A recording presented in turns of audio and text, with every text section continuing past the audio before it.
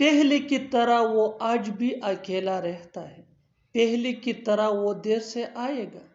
پہلے کی طرح تم فیل ہو جاؤ گے. پہلے کی طرح وہ خوش تھا.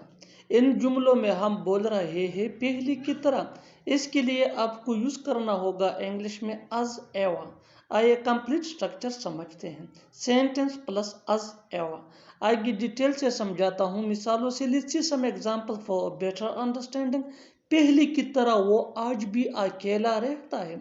He lives alone as ever. He lives alone as ever. پہلے کی طرح وہ دیر سے آئے گا. He will come late as ever. He will come late as ever. پہلے کی طرح تم فیل ہو جاؤ گے. You will fail as ever.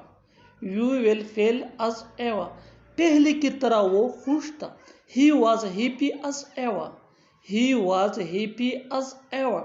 اور آخر میں یہ سینٹنس آپ کے لیے کامنٹ سیکشن میں اس کا جواب ضرور دینا. پہلے کی طرح ہم میچ جیتیں گے. پہلے کی طرح ہم میچ جیتیں گے. Subscribe English PS for more advanced English sentence structure. Thanks man.